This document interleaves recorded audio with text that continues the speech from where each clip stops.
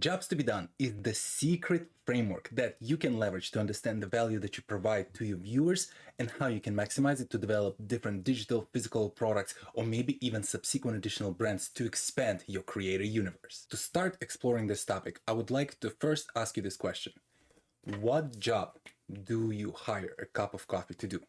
Seemingly simple question, but there are actually a few layers to it, because if you think about, for some people, it's all about that energy boost. You're getting a cup of coffee to get that energy boost in the morning. For some, it's just part of your tradition in the morning. It gets you in the groove. It gets you in the state of mind where you're ready to complete your tasks for the day. Or maybe you're using the cup of coffee to really just reserve a table in the local coffee shop and do the work there. So you don't even care about the coffee. But this is a way for you to create that ambience that you require to do the work. In all of those cases, those are valid uses for your cup of coffee. And when it comes to the creators, I think you should also ask yourself a very similar question. You should ask yourself, what job do your viewers, us, hire your YouTube videos to do? Any viewer watching any video can be boiled down to the three distinct categories. They want to be entertained, educated, or informed. Entertainment bucket is pretty simple, right? You just want to have something that helps you turn off the brain. Maybe you're watching a video during lunch, you just want to relax, so you watch something that's entertaining, maybe a prank video, maybe a video with a bunch of skits in it, whatever that may be. For the education part of things, maybe you want to learn something about very specific political environment in a certain part of the world that you're not exposed enough to. Or maybe you want to study the molecules and atoms, astrophysics. Again, various different topics, all of them are covered on YouTube. Or you want to be informed, so you want to stay on top of any latest YouTube drama, any kind of news, anything that's happening in the world. And if you start looking across all of the top creators, Mr. Beast of the world, that's entertainment. Mark Rober, he's probably somewhere between inform and educate. You can start boiling it down, breaking it everything and throwing it all into the same three buckets, or somewhere overlapping between those three. As a creator, I want you to ask this question.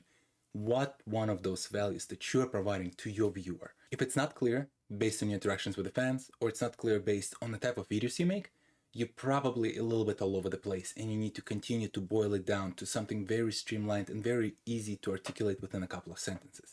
And once you can articulate your value in a couple of sentences, like, I provide educational and informational content about the legal system in Italy. I provide education and entertainment within the space of what it's like to become a doctor and the journey that it took me there, right? Things of that nature. You can start boiling it down to something very specific. And once you do, now all of a sudden it becomes a lot clearer from the perspective of the kind of partnerships you should embark on, the kind of videos you should make, and also the kind of future businesses you can potentially venture out on. Why? Well, because now you know exactly what your value is, what kind of value your viewers crave, and how you provide it. And now, as you think about the video ideas, you can filter out the video ideas that do not address that value. Brand partnerships, you can filter out the brand partnerships that do not address that value, or maybe provide some sort of conflicting messaging to your viewers. Or from the perspective of the businesses, as you start thinking about the kind of products, whether it's physical or digital products, services you want to provide, you will have to ask yourself, does that particular product or idea provides that value? And if it does not, this is not the kind of product or service you should be releasing, because it's going to again confuse the viewer. And this is where, if you would like to learn a little bit more, or study the key resources for this particular framework, Jobs to be Done framework, I highly recommend these two books. So one by Anthony Ulrich and the other one by David Scott Duncan.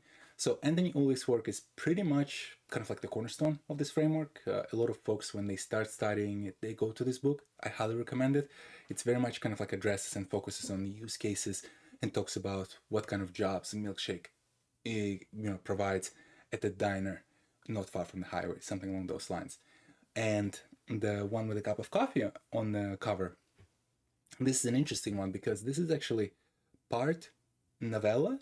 It's a made-up scenario of a coffee company that has lost its ways, and they basically hired this investigator, the person who is expert on jobs to be done, and his job is to go and figure out why did they lose their ways and how they can find themselves back to that core value that they used to deliver to their to their buyers of coffee.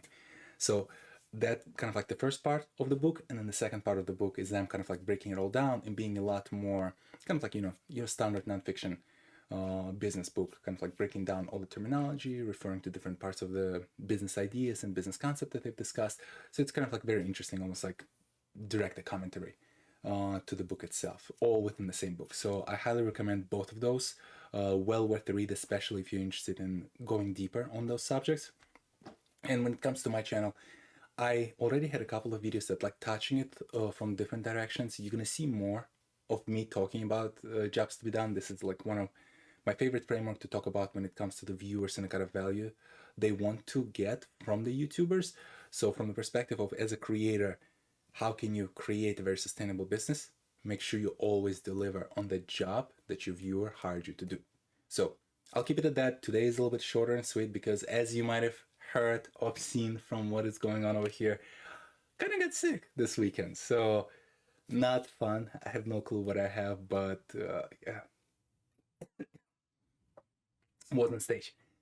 Have no clue what I have. So luckily, feel much better. Yesterday was a mess. Today is much better. But you know, I've been uploading on YouTube for the past like 4+100 weeks in a row. Ain't gonna let another small flu or whatever prevent me from continuing that streak. So come back next week. It's gonna be a lot better quality. You're gonna actually hear me a little bit better, not through this kind of like congested nose. And yeah, thanks so much, and I'll see you next Saturday. Peace.